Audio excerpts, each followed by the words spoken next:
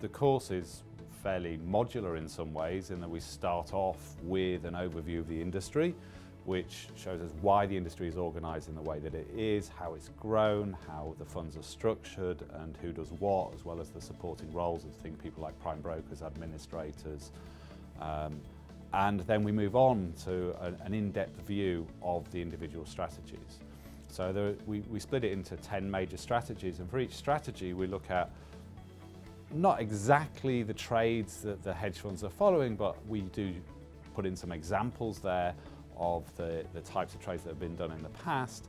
But we're also focusing on what the risk and return profile of the different strategies look like, because people tend to throw hedge funds into this bucket as a big homogeneous group, and there are very, very different strategies out there which have very different return profiles in different market environments. So once we've got that established, we can then move on and look at how we form portfolios of hedge funds, so how funds of funds build a portfolio of numerous hedge funds and combine them together.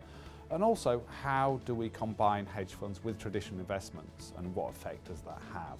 So, it improves the mean return in some cases, it may lower the volatility, but there are other things in there such as skew and kurtosis which kind of get glossed over.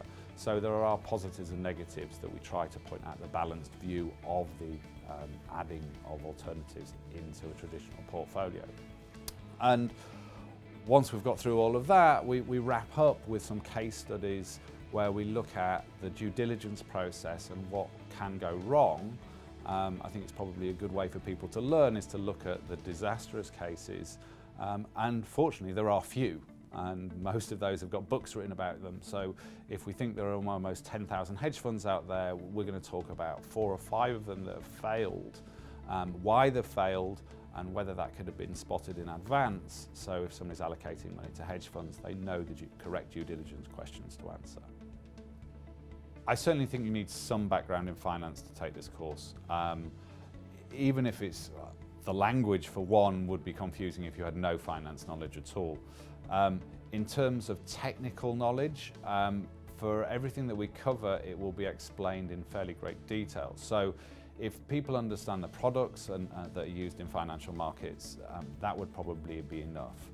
And we've taught a very similar course to fairly junior private bankers who've all learned a great deal from it. I've taught this very similar course for many years, and as just mentioned, we've had everything from junior bankers to people with 30 years industry experience.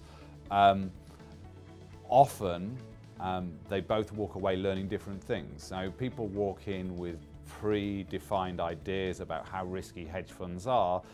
Certainly those of a more mature group will always draw back to 1998 and the collapse of LTCM and say, oh look, hedge funds are all extremely risky, highly leveraged risky investments, which is definitely not the case, and we tend to overcome that as we go through the course.